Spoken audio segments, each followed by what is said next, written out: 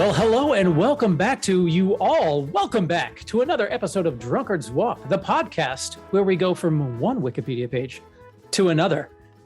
It's more exciting than that in practice. I mean, simply, when you describe it like that, it sounds pretty basic, but it's really riveting, and dozens of people listen on a regular basis. But it's not just me blathering on. I have a co-blatherer in chief, my partner in blathering. As always, Mr. Matthew Hartman is with me. Hello. Blathering blatherskites to you, sir. Indeed. Great blathering day to us all. Yes. When you described it, I was thinking it's the simplicity that makes it good. That's why it's good, is because it's simple. Just like, well, I don't want to speak for both of us, but just like me. Yeah, I'm an incredibly complex man. I'm very layered. I have stacks of false identities all on top of each other, and you're only getting to know my most recent invention, the character of Jethro Nolan. Mm-hmm. What was the one that preceded that one? Madame Devro. I was a high priced madam in Moscow. Oh, in Moscow, Devro in Moscow. That was an interesting choice. I played a French emigre who penetrated the elite political circles of Moscow, and I had it's a lot going on. Anyway, you'll have to read my forthcoming tell-all novel about it. Oh, I can't wait. It's a tell-all, but it's in novel form. It's a novel, yeah. So that's a good way to do it. It's going to be the most interesting way to do it, I would say. Really well. What about you? Just the one identity? Or? Just the one. Yeah, I've been. I was going to change it up at one point, and it kind of got away from me. Like some other things came up, and I got busy, and I forgot kind of about it. And so at that point, once you miss that first shot to do it at like 7 or 8 years old, it's kind of like, what's the point? I might as well just stick with what I got. Yeah, I mean, you're in your early to mid 40s now. If you haven't faked your own death by now, you're probably never going to do it. That's right. Yeah, actually, as we're recording this, I'm only 43. But as you're listening to it, loyal listener, I am 44. So Ooh, yes. Time travel yet again since we recorded. That's and who knows what brave future exists for the listener that we are there jetpacks? Are those a thing yet? We've been promised them for a generation, and you would have to hope by the beginning of December there are jetpacks. Presumably. Have we all heard that Mariah Carey Christmas song?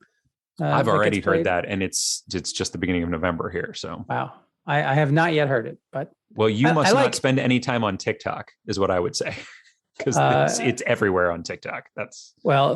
The judge was very clear that I was not permitted to go on TikTok, so I'm abiding by the court order. So, I did mention that we work our way through Wikipedia, and as we all know, we start at last week's end spot. That's right. Which in this case is King Cake. But we need a destination to go to, and I feel very poorly, Matt. I didn't prepare. I didn't bring a destination for us. Did you have one? No, Jethro, I don't. And the reason that I don't is because the format of our show allows for a guest to give us that destination. Oh, does it now? I've forgotten the prior 60 episodes or so of the show that we've done. Yeah, 70, but look at that. Yeah. Well, so who's our guest? Who's our guest? Jethro, she's on the Zoom call. She's right there. It's Amanda Averell. Look, there she is. Hi, everybody. Hi, Hello, Amanda. How you doing?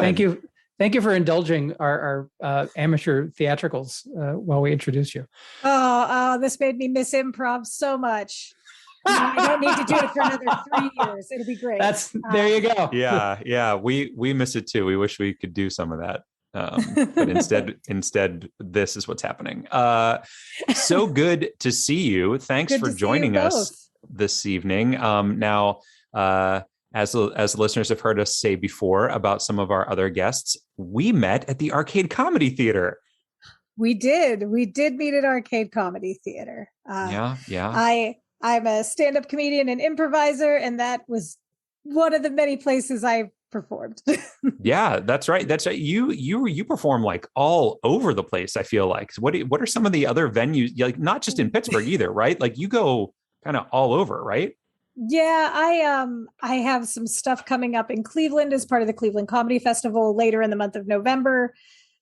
Just pretty much any dive bar, brewery, or place that'll let me set up a microphone stand. I'll perform there in Western Pennsylvania. I've been at a bunch of clubs. I tour around. I do festivals. I'm everywhere, which is cool. I like that part. Prolific. We would call you prolific. I don't know Right? if it's prolific if you're telling No? the same jokes all the time. I still think it's prolific. You're telling it in different places, so that You're doing the changes. work. Yeah. You're doing the work. That's the biggest shift, like for me, between improviser and stand-up, is that improvisers feel dirty if they do something even remotely similar to a scene they've done before. And with stand-up, like it's no, you tell your good material over and over and over again. Yeah, I mean, if it's good, it's good, and you should just ride it until it dies, till there's literally no wheels left on it. There you go. That's how it should be. Another differentiating factor between stand-ups and improvisers is stand-ups somehow insist on getting paid for their work, whereas improvisers will do it for free. Well, there's a great Boss Babe saying that is know your worth, then add tax. So 2 drink tickets is a fine tax. There you go. Yeah. There you go. Yeah.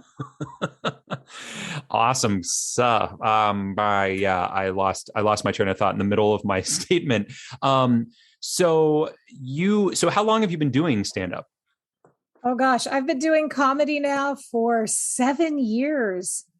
7 years. Yeah, Holy 7, including the pandemic, because I did just enough shows to be like, I should count 2020, I guess.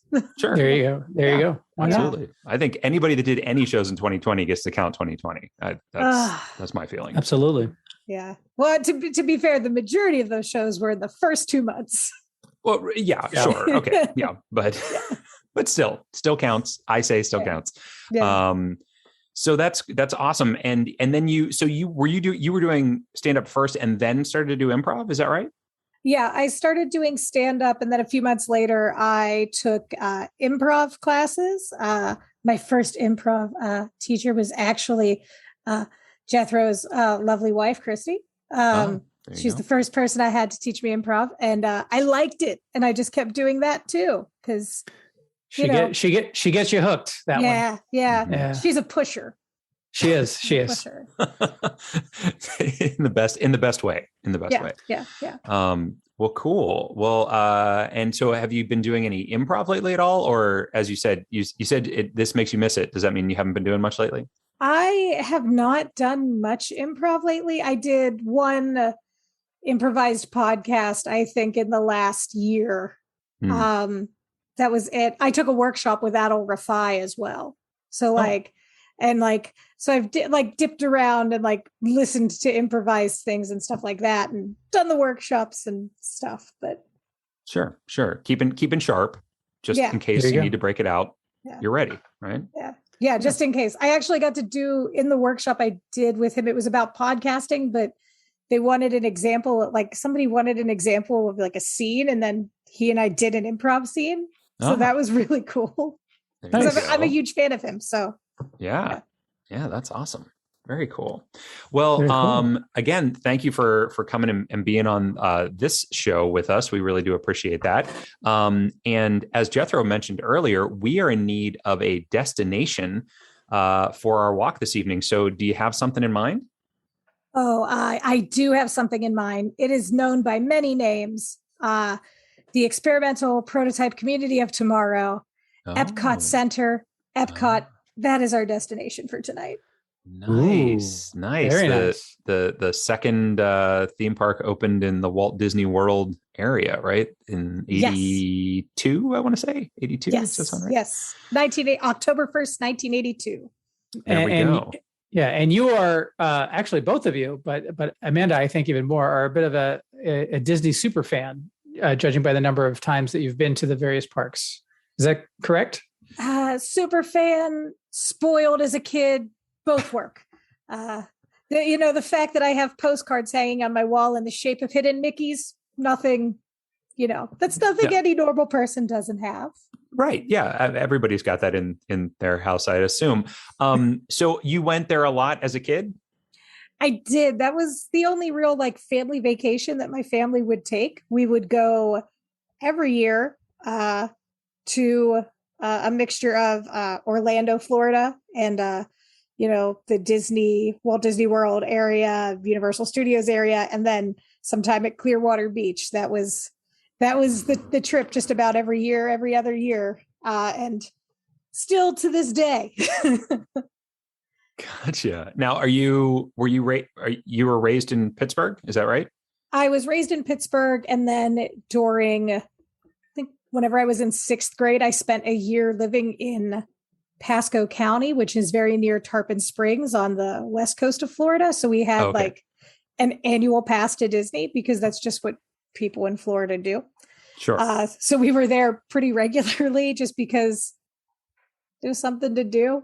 Yeah. Now, when you would travel there from here, would you fly or would you drive?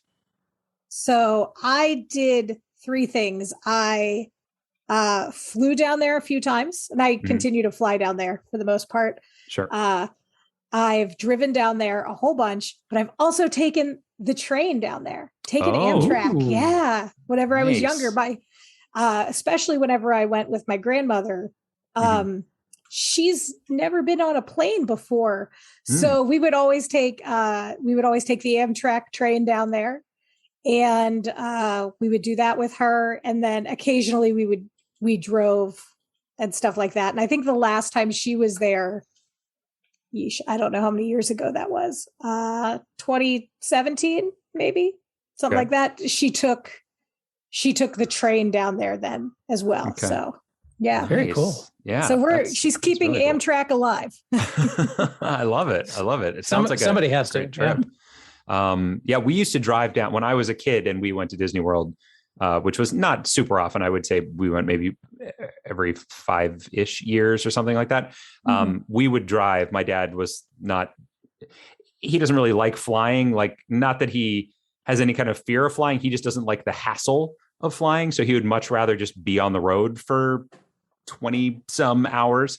So I remember many long car trips down to the Disney area, and then getting there was always like fine because you were very excited, and it was it's vacation, we're going to Disney World, but getting home, it felt like 4 years that you were driving to get home because you just because at the end of it, you're just at home. Yeah.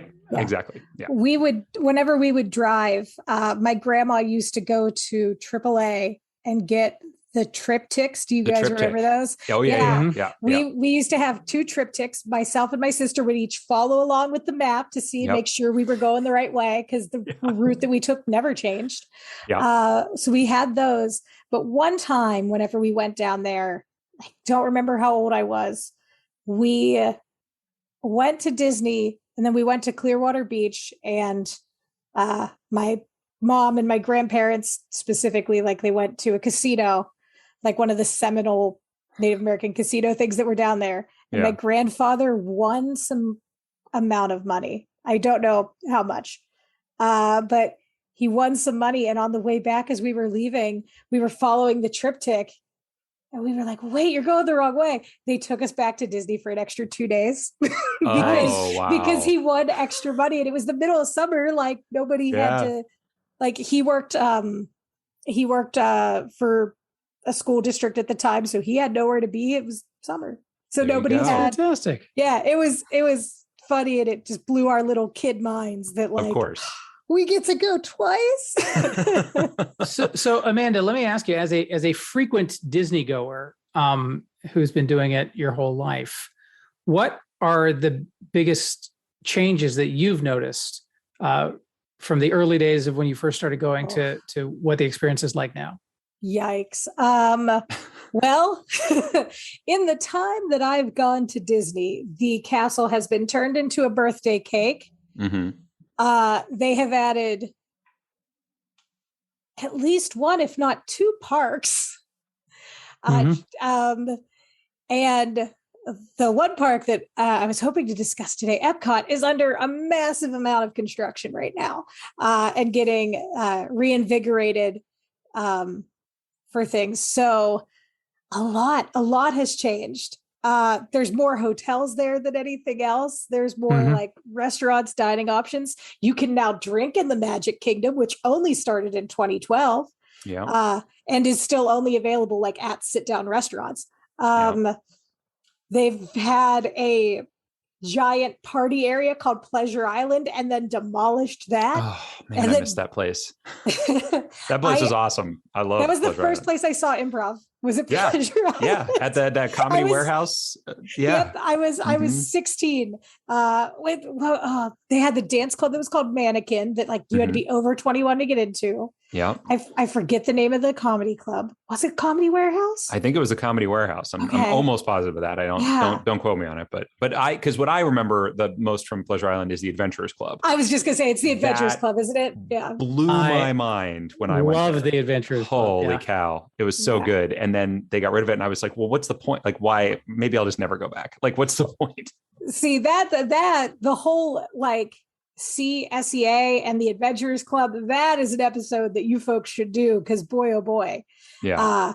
The way that has now become tied into like the Jungle Cruise rides and the Haunted Mansion rides in the other parks and everything like that. It's really cool how they like took something that was very benign and just made it into its own thing. I like whenever they do their own intellectual properties like that. I very much kind of enjoy that. That's one reason. Yeah.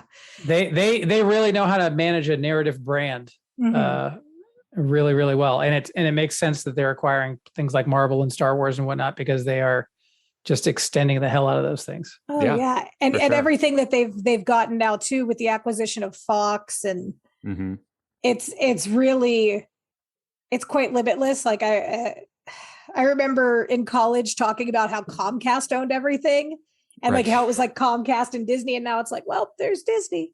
Yep. Yeah. Yep. Yep. Because it was like Viacom Comcast, because I think that's whatever it like changed over. Yep. But yeah, I actually have 2 Disney tattoos even. That's how good plus a Star Wars tattoo. That's how good their branding is. See, now I could seriously, I could go on with this conversation for the entire podcast, because I love talking about this stuff and I would love to like get your thoughts on Genie Plus and all that jazz. But I have to ask you, I'm gonna try to rein myself into just Epcot, since that's our destination here. Okay. What is your feeling on this whole redesign of Epcot? Are you excited about this? Are you glad that they're doing this? Or do you feel like, I'll tell you my feelings. I feel like I loved the more calm kind of educational bent that it had to. It was still entertaining, but it had this like, hey, we're going to teach you a little bit of something. High school science teacher vibe. Yeah. I mean, it did. And I really liked that. And now it's going away and it's becoming like just another kind of, not just another, don't get me wrong. I'm sure they'll do it better than a lot of places do, but like thrill rides and things like that. How do you feel about that? Am I in the minority here? So I very much loved the edutainment, as they coin it, bend that Epcot has always had. I've always been a fan of that. Some of my favorite memories are going on Body Wars, which was in the Wonders of Life Pavilion. Yes. And also they had these bikes in there that you could ride, and it was like you were riding a bike through the parks, and like it would go. Going. And now you can do that in your house. So, you know. Yeah, that's literally what I do. I have a desk bike in my house and I watch people's walkthrough videos. That is it. Like a psychopath. But I think that, and one thing that I'm hit and miss with it. There's certain things that I think needed to be redone and revamped for sure. Ellen's Energy Adventure definitely needed a retheme. So Guardians of the Galaxy, meh. But but this is the one thing about that ride that's coming in there, Guardians of the Galaxy Cosmic Rewind, is that they are using the most advanced ride technology that any ride ever has. Like the cars themselves now rotate while still on the track. They're filming it to have things on like these circular screens. It's going to blow people's minds whenever it's done. Sure. Which is very fitting for something that was in Future World. And now they're splitting them into like different worlds, like kind of up front, which I think is fine. like, split the areas like World Celebration, World Discovery, Nature, World Discovery. Yeah. And there's another one that I can't remember, but yeah. I think that it has its pluses and its minuses. I really miss the Fountain of Nations though, that was in the middle. Yeah. Because that has a cool story, is that they had all these different representatives from all these different countries bring water from their individual countries and put them into that fountain. Yeah. So taking that away, to me, even though that was not ever in like the World Showcase area, which is where people do the drinking around the world and go visit all the 11 countries that are there. Right. Taking something like that away just kind of like dims it a little bit for me, kind of makes me sad. But then again, the addition of like a walk through water thing that's going to have all this other technology with Moana, even though it's using that licensing, I think it'll be an interesting experience. I hope that you're right. I feel like the original concept of Epcot, if you read about the stories, like what Walt Disney's idea was, this was going to be an actual city, a working thing, a continuous World's Fair. Like there were all these and it wasn't that when it was built, but it was closer to that than it is now. I feel like now it's just becoming like, hey, we want the kids to come here and have a good time and ride the rides and ride the attractions. But I don't know. I feel like it's getting away from things, but who knows? Look, it's not like I'm not going to go there. And it's not like I'm not going to enjoy it. So whatever. I feel like it runs into the same problem that Tomorrowland runs into in just about any one of the parks, except for one of them. Yeah. And that's that the technology ages out so quickly. Right. So I think that by using intellectual property in a curated way, it can help infuse a little bit more life in there. Because as much as I love going on Living with the Land, it's a 20-minute boat ride through a hydroponic farm. Oh, but that's so cool. Oh my God. I love that. It's cool for us, but like my nephew who's 9, right. Don't care less. Yeah, don't care less at all. But like that for me is really exciting. But then they put like Soarin' is also in that pavilion. Like that was obviously done like a decade ago now, probably. Maybe even a little bit more. Maybe even more than that. Yeah. Yeah. But like that was a great way to integrate things in there. And with Disney's acquisition of, I believe it's Nat Geo, because that was one of the Fox things, they'll be able to, revamp those videos with different content that they already have through like the Disney nature stuff that they've always been filming, plus the Nat Geo stuff. So like, while it's still Disney property, it's, it's not going to be like, well, now we're going to fly through, whatever XYZ thing. Well, let me tell you, sorry, I got to tell a real quick story that I heard just about the Living with the Land ride that it never occurred to me ever, but I was reading the Marty Sklar autobiography. Oh, which one? I have to ask. Dream It, Do It. I have that one. I haven't read that one yet. So he's talking about they're building the land ride, right? And they have all the plants and the hydroponics and everything like that. And they're going through with one of the scientists. And the scientist says, well, where are the bees? And they were like, what are you talking about? We're not going to have bees in here. People are going to be riding these boats. And he was like, well, if you don't pollinate these things, then they will not grow. And so they hand pollinate every plant in that ride. They walk around and hand pollinate, which is insane. And I was like, it never occurred to me that they would have to do that, but they don't have bees in there. They don't have insects that can do it. So they have to do it by hand. It just blew my mind. I have to be honest. I never thought about them not having bees in there until you just brought that up right now. Yep. I was just thinking about their holiday overlay that they just put in there because they do a different overlay for the Christmas season. Oh, nice. Oh my gosh. Yes, I love it. Well, this is amazing. Like I said, I could go on forever. Jethro, I'm sorry. We're probably boring the pants off of you and also the listener.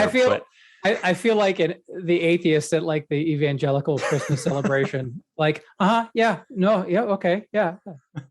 Well, this is a great destination for us. I think that we're gonna have a lot of fun getting there. We're going there from King Cake. I don't know exactly what path we're gonna take to get there, but we'll find one. And I did notice that I have to point out, because the listening audience can't see you, but Amanda is wearing an Epcot t-shirt. She is drinking from an Epcot 35 mug. And are you drinking? What are you drinking out of the mug? So we're Drunkard's Walk. We're supposed to talk about that. Well, I'm drinking water. Oh, good. That's which, good. It probably has something in it. It's fluorinated, so it's not from the state of Florida. So oh, there you go. Jethro, are you? I drank water last week. Well, I had a nice full bourbon at the beginning of this, but I'm almost all the way down. But yeah, I'm having a Woodford Reserve bourbon on the rocks. See, Woodford Jethro, excellent. Jethro, this is your opportunity to literally drink around the world. This is your episode.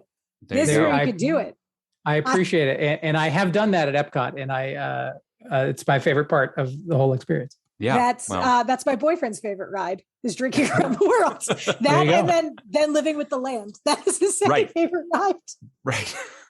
See, because it's awesome. What about you, Matt? What are you drinking? I am drinking a Angel's Envy. I'm having some Angel's Envy this evening because I'm having some Amanda Envy because she gets to go to Disney so often. So see what I did there? I tied it together. No, is that good? Did I do it? You really did. Did I do comedy right? Anybody? You did okay. The world just burned down so much that I was like, I need to be happy 4 times this year. That's it. There you go. As you should be. We have had 4 Disney trips planned that we have canceled as this pandemic has gone on. So we are aiming now for May, beginning of May is what we're shooting for, to take the whole family, my parents, my daughter, everybody. We're all going to go and just do it up 10 days. Art of Animation. Let's go, baby. Art of Animation. That's a good one. I've stayed at that one recently. It's pretty great down there for the 50th. I got to see the parks decorated. Highly recommend. I'm a big fan of the festivals they do at Epcot. I hope you guys mentioned those. I'm sure we will. Yeah. And hopefully there will be a festival going on whenever you're there, because that is one of the other delightful treats about it. I don't know. In May, I don't know. We'll see. I mean, this year they did Food and Wine from like July. Yeah. They did it for a super long time. Usually May would be Flower, maybe the tail end of Flower and Garden whenever you go. Yeah. Because Festival of the Arts is in January, February. Then it's Flower and Garden. Then it's Food and Wine. Then it's Festival of the Holidays. Yeah. Well, we'll see. But Amanda, thank you so much for this topic. Thanks for being on, and hopefully we'll see you back at Arcade Comedy Theater sometime soon and in person. Do you have any shows? Do you know if you have any shows coming up? This is going to go live the first week of December. Do you have anything lined up for December yet that you could tell people about? Or I only have one thing on my calendar in December. And it's a secret comedy show called Comedy Under Construction. So you guys will have to look for that.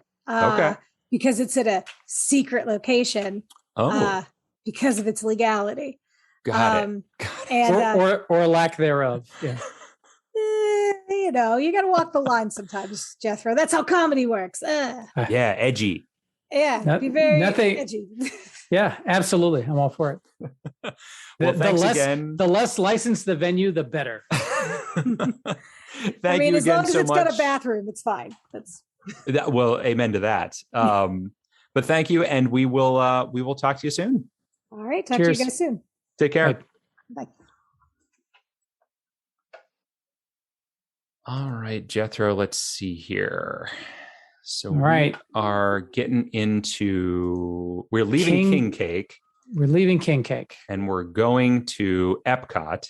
Now I'm going to call it Epcot Center at least once, I'm sure, because that's how I learned it was Epcot Center. And I'm going to call it Cassius Clay because that's the name that I first knew. That's how you got. Yeah, that's how you first knew Epcot. But before we move anywhere, we've got to write down a prediction of how many links it will take us. I have already done so. Oh, you have? Oh, good Lord. Okay. All right. Well, you guys went on for a while. We did. And you've probably already done the journey, and you know exactly how long it takes. I know exactly how long it takes us. You did the whole walk. I've already recorded the next episode of Drunkard's Walk. That's how far ahead I am. Oh, well done. That's great. I can't wait to not be on that, but get to hear it someday. Emma was kind enough to hop on a separate Zoom call. Oh, that's so nice of her. So we are starting a king cake, and for those of you that maybe missed last week or have forgotten, a king cake is also known as a Three Kings cake, and it's associated in many countries with Epiphany, which I believe is how we got in here. It was through the Epiphany. Indeed, we had an epiphany and we got in. I will say, so obviously the much discussed and much maligned geographic route looms large, because a very large number of the outward bound, there's essentially three big buckets of outward bound links from this page. Okay. One are a variety of geographic routes, which would take us. I mean, there's one that's like southeastern United States, which seems a bit of a slam dunk. We can obviously get to Florida and Orlando from there. Yeah. The other big bucket is Christian holidays, Twelfth Night, Christmas, the Christ Child, biblical magi, et cetera, et cetera. Sure. And then the third one seems to be culinary things like crystallized fruit, puff pastry, frangipane. So those seem to be the big categories of outward bound links from the king cake page. Yeah, I agree with that. I don't want to take a geographical route. As you know, I despise that. But I think there are some other good possibilities from what you mentioned there. I think some other things to keep in mind. There are some big celebrations that go on at Disney World for major holidays. So it's possible that something like a New Year's Eve, which I believe is on here, or Christmas could get us there. But the thing that I see that to me sticks out is that there's a link here for mascot. Is there now? And I wonder if perhaps Mickey Mouse might be a big enough deal mascot to actually be on a mascot page. What do you think about that? Where do you see this mascot link? This is down pretty close to the bottom. It's under United States, and it says in 2009, the New Orleans Pelicans introduced the King Cake Baby as a seasonal mascot, and mascot is linked.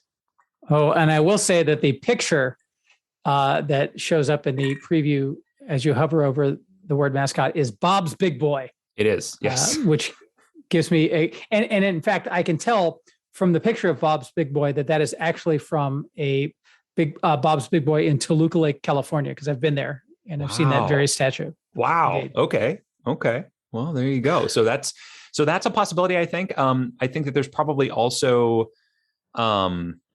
I see Green Room is linked on here. I know there's a lot of like performance style things in Disney World, but I don't know that Green Room, I don't know what we would get out of that to get to Disney World in particular and to Epcot in particular. I mean, to be clear, we're going to Epcot, not Disney World, right? So this is true. We need to be a little bit more specific. I went to Epcot a couple of years ago with my darling wife and our child. And we went down. We also went to the Universal Studios things because we're big Harry Potter fans. Sure.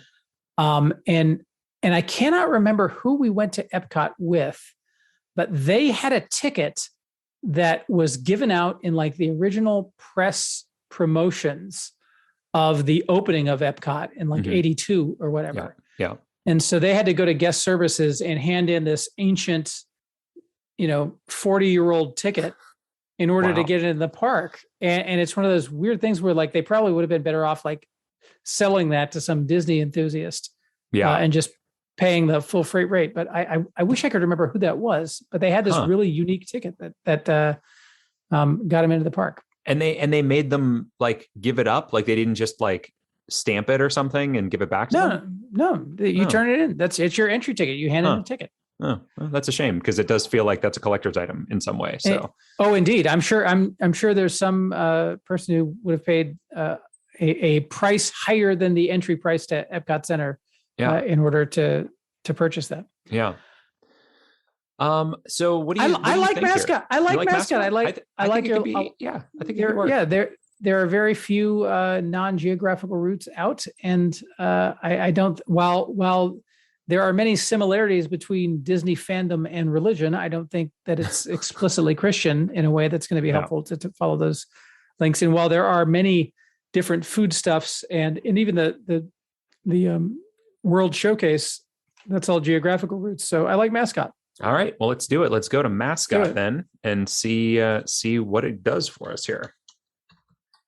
Indeed, and there are the first three mascots that are pictured on this page are on the right-hand side. They have Bob's Big Boy, as mentioned previously. Yep. Hooper, the mascot for the Detroit Pistons National Basketball Association team. And then there is a bulldog named Chesty the 12th, which is the official mascot for the United States Marine Barracks, Washington, D.C. Wow. From 2002 to 2008. So Chesty the 12th, a name that caught my eye. Yeah, I can imagine that it would. And it does not what you're picturing, folks, I assume. Not at all. I'm assuming. The San Diego Chicken is in here as well, as is Boomer Beaver, the mascot of the Portland Beavers.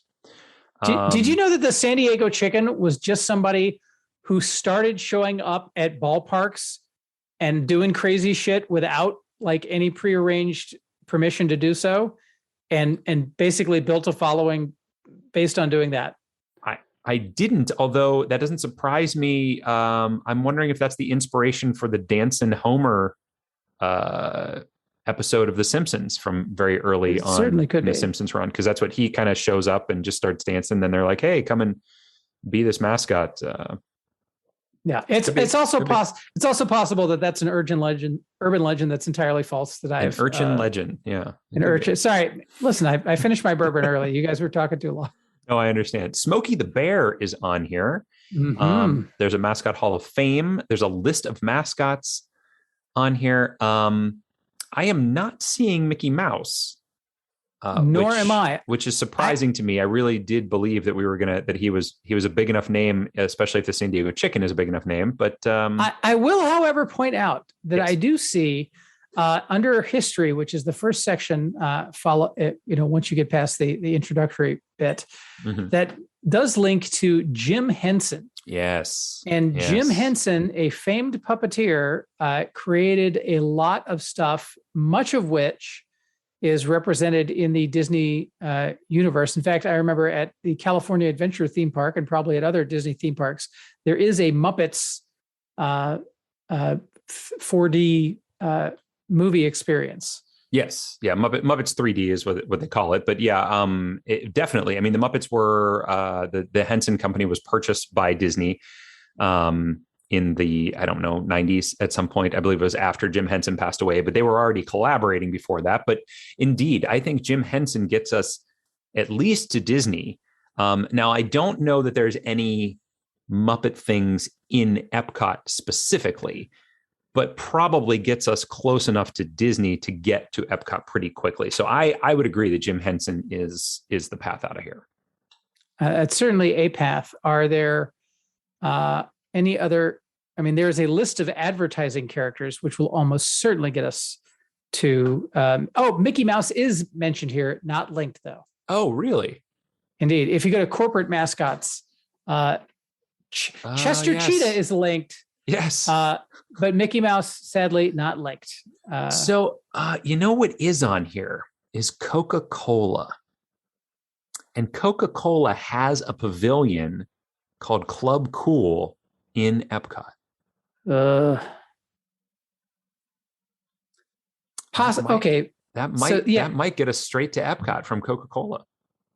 Possibly, but Coke has, I don't know if you know this, they're a rather large company. Oh, for sure.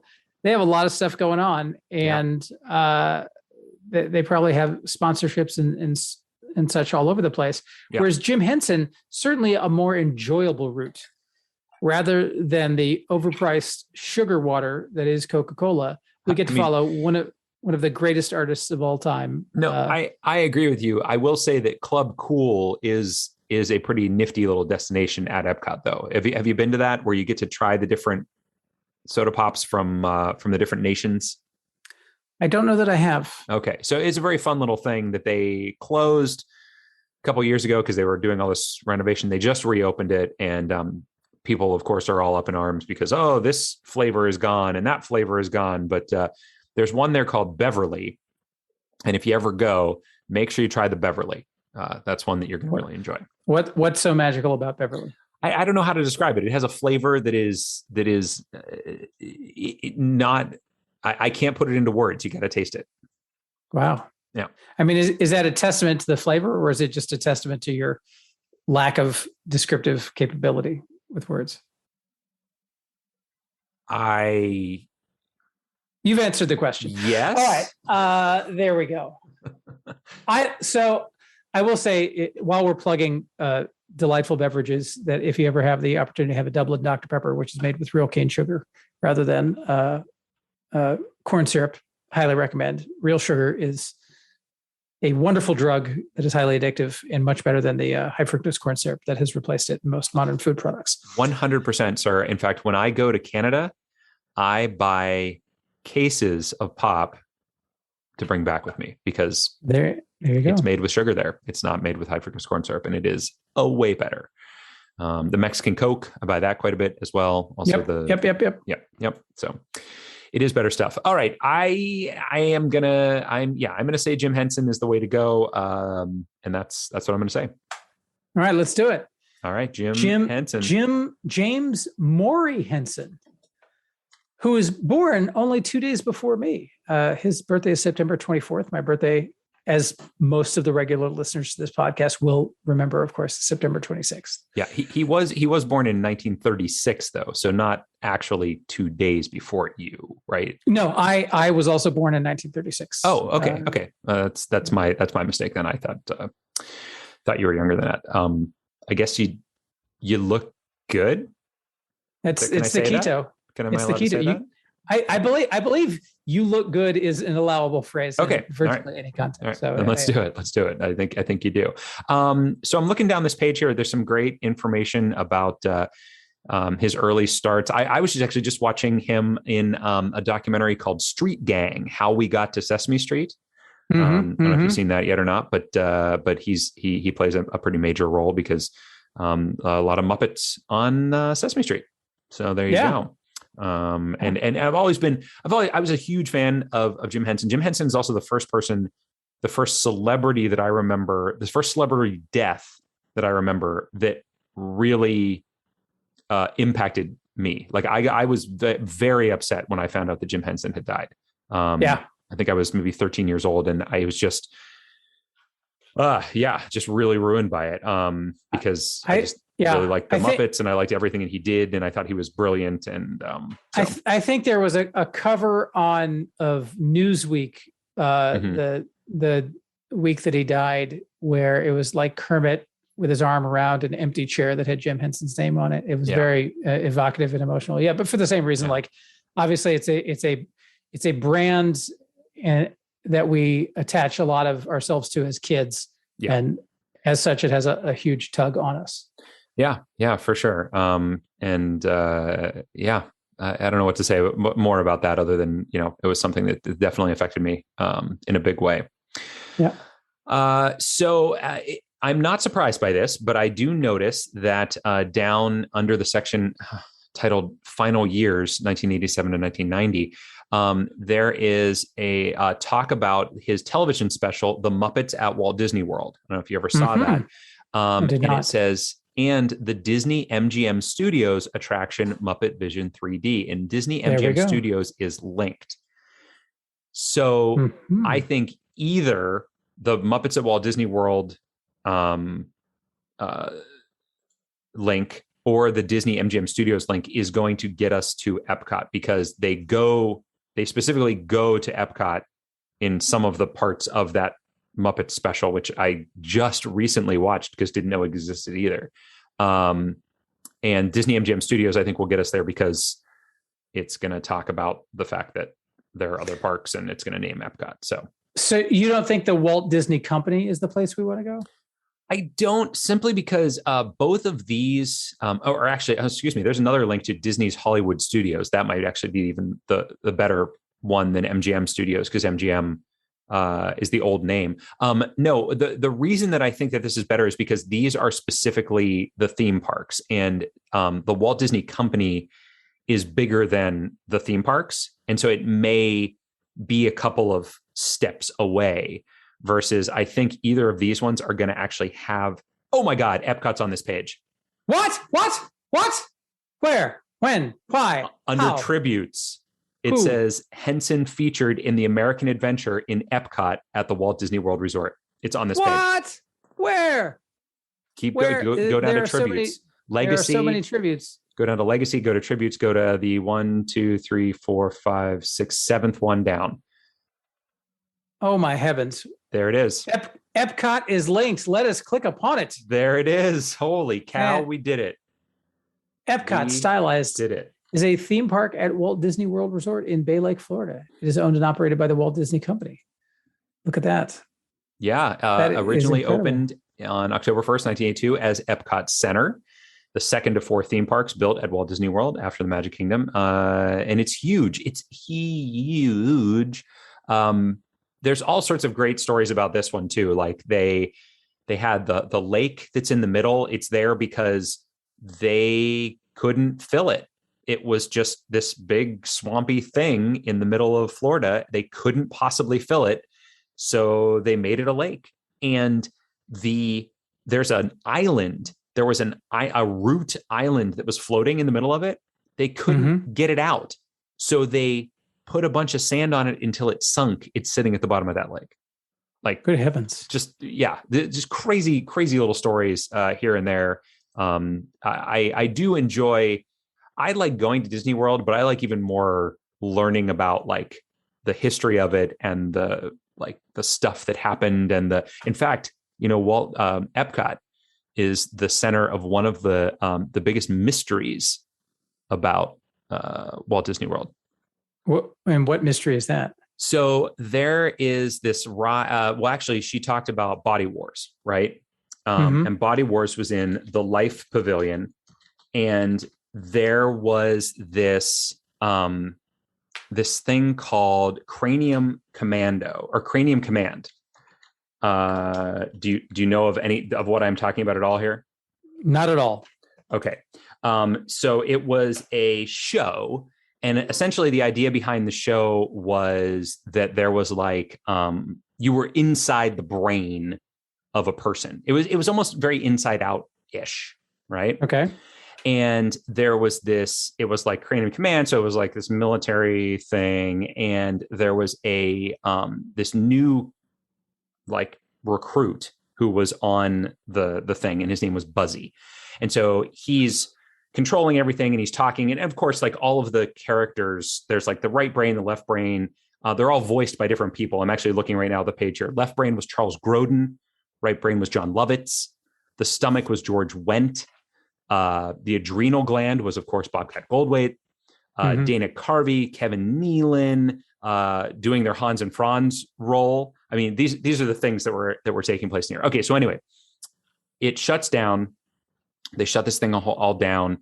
The Life Pavilion stays there, and they don't really take anything down. And so there's these urban adventurers that go exploring through these places, and they film stuff, and they go into places they're not supposed to go into. All right, so this Buzzy animatronic disappears. Someone supposedly stole the Buzzy animatronic, right? Good heavens. And they catch this guy who's selling pieces of his clothing, but he doesn't have the animatronic. And then some people say, no, the animatronic went to storage somewhere else, and the maintenance people didn't know about it's it. new. And yeah. There's just all these crazy stories about it. And it's like the way it was, like these animatronics are hooked up to hydraulics and things like that. The lines were just like cut, and there was just hydraulic fluid everywhere. And so it's like, well, why, if it was somebody taking it apart that was supposed to, why would there be this mess everywhere? Yeah. So anyway, it's this crazy story, and no one knows where this animatronic is, and no one will say, and Disney won't say it was stolen. And it's just this mystery that has me intrigued. So there you go. There's a fun little story for you that I almost turned into its own podcast at one point. I wanted to make a true crime podcast about the theft of Buzzy. because there's some crazy stuff that went on with it. And maybe someday I will, but not right now, Jethro. Not right now. Not right now. Well, I appreciate the encyclopedic level of knowledge that you have about these things. It's weird, and it's what got me through the pandemic. It was a lot of just watching these videos about things that people post about, so that I could imagine that I was somewhere other than trapped in my house. But I think we need to talk about our guesses, and we do in fact see how we did on these estimates here. So Jethro, this is our shortest trip ever. Is it? Congratulations. It only took us 3. We went from King Cake to Mascot to Jim Henson to Epcot. That's it. We did it. 3 That's incredible. Was the answer. So I will tell you that I guessed 5. Oh no, why are you laughing? You also guessed 5. I also guessed 5. Oh, it's coming back to haunt me again. Oh, man. Oh, my goodness gracious. All right. Well, kids, hold on to your hats, because we're going back to King Cake, and we're going to have to get, and I can't imagine we could possibly beat 3. So we'll see, though. It seems unlikely. Yeah. Maybe there's a way to do it. All right. Well, geez, crease. What else am I going to go out of here on? We don't have a regulation on geographical route, I guess. So one of us could take that out. I've already got a link. Is that the one you're planning to take, a geographical route? Yeah, American South. American South. All right. Well, if you're going geography, I'll go geography. I'll go to Gulf Coast. There we go. So let's try it out. Here we go. Gulf Coast it is. Do you mean the Gulf Coast? I mean the Gulf Coast. What you're saying is completely wrong. Mm-hmm. It might be wrong, but it's so wrong, it's right. You know what I'm saying? Yeah, I hear you saying that. All right. Those are words. I mean, I have mine. It's Florida. I have mine. It's Orlando. No. Yes. Oh, there is a list of the largest cities, and Orlando is on that list. Oh, damn it. All right. Here we go. So I have clicked on Orlando. As you should. Indeed. You should. Indeed. Yeah. Yeah. Well, you'll never guess what's linked on Orlando's page under tourism. I'm going to guess it's Walt Disney World. No. Well, yes, it is. But also more specifically, it is Epcot. Oh, because I've got Walt Disney World on mine. Oh. I can't get to Epcot from here. I don't think. Wait, let me look. It's Florida. From Florida? Does Florida have Epcot in it? I mean, it does have Epcot in it, but it's not. I mean, I'm sure that my 15 seconds is probably way up by now. But almost certainly. I mean, but we're having fun, right? Everybody's having a good time. We're not doing a double tiebreaker. Matt. No, I don't think we're going to need to, because I don't think that I have Epcot on here. I've got Orlando metropolitan area. I've got Walt Disney World. I've got ancestry. I've got languages. I've got governance. Why is there no tourism in here? Oh, there it is. Tourism. Oh, hold on. Okay. Walt Disney World Resort. Oh no, it just says Walt Disney World. Ooh. It says theme parks. No. Resort hotels. No. Oh wait. No. Yeah. That's it. What a shame. It is a shame. It's a crying shame. Oh, it really is. I can't believe it. I can't believe American South had a better link in. Damn. Oh, well. Well, that's the end of that. Congratulations, Jethro. You have won yet again. I thank you. That has increased your lead to, let's see, you've got 1, 2, 3, 4, 5, 6, 7 to 2 is what we've got right now. So 1, 2, 3, 4, 5. Okay. So as long as I win the next 5 straight, I can tie it up. All right. Good to know. What could possibly go wrong? I have won 2 out of 7 so far. I don't think anything could go wrong for me. You know what? It's not your year. It's not my year. Good Lord. Well, the year's season, almost over. Your season. I guess. You know what? This season's going to end next year in 2022. So look at that. Boom. Right? Well, it's never too late to turn it around then. I know it's not. Well, thanks for doing this with me, man. I enjoyed the chance to talk Disney, even though maybe we'll turn into one of those Disney podcasts. There's like 2,500 of them. So maybe one of the special features for our Patreon subscribers can be like a deep dive into your extensive Disney knowledge. No problem. Yeah. Well, let's do we could do down the rabbit hole Disney edition. We'll only go to Disney links. I love it. Oh, that'd be craziness. Well, Jethro, I appreciate it. And I can't wait to do it again next week. Gosh, I can't talk today, but I'm excited. There you go. Cheers.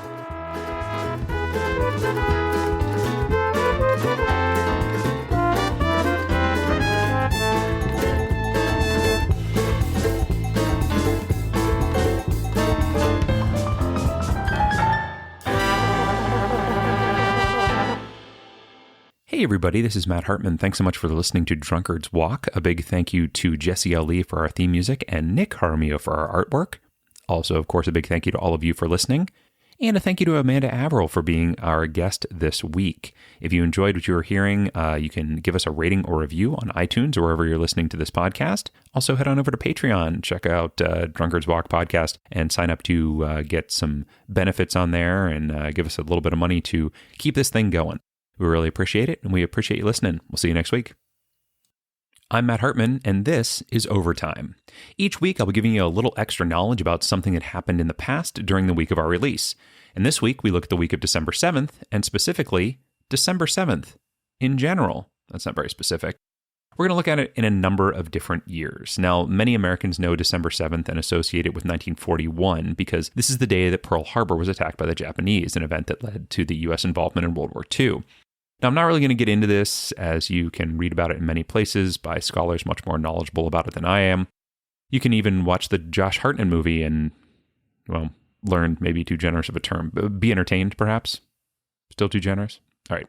Anyway, December 7th holds more significance to the U.S., it turns out. Were you aware that Delaware was the first state to ratify the U.S. Constitution on December 7th, 1787? And in 1917, on December 7th, the U.S. declared war on Austria-Hungary, although they had entered World War I back in April. December 7th is also the date of the first TV advertisement in 1930, the date that Albert Einstein was granted an American visa in 1932, and the launch of the final Apollo moon mission, Apollo 17, which took the famous blue marble photo as they left Earth. This happened on December 7th, 1972. It's one of the most reproduced images in history, and if you've seen a photo of Earth from space, it's probably this one. Africa looms large in the upper left, and Antarctica can be seen dominating the bottom of the photo. It really is a great photo, and one that should remind us all that the country boundaries and political lines that we draw, they're all man-made. It can't be seen from above. We're all people. We're all in this together, so let's start acting like it. Anyway, the final thing I want to talk about here isn't nearly as significant, but I found it interesting anyway. It's December 7th, 1963, and Army is playing Navy in Philadelphia, Pennsylvania. Raleigh Stichwa? I don't even know how to pronounce that. Scores a touchdown, and seconds later, the touchdown is shown again in original speed. The commentator, Lindsey Nelson, had to tell the viewers at home, ladies and gentlemen, Army did not score again. This was, in fact, the debut of instant replay. While sporting events had shown replays occasionally before this, they weren't able to do so instantly. This new system, created by CBS sports director Tony Verna, was a standard videotape machine that weighed some 590 kilograms and solved the problems of finding the start point of what was to be replayed. It used audio tones that the technicians could hear during the rewinding process, so they were able to find the exciting moment and replay it right away. Obviously, this is something that has changed the way that we view all sports, and before 1963, if you missed that beautiful play, you were out of luck. And now, we're out of time. Thanks so much for listening.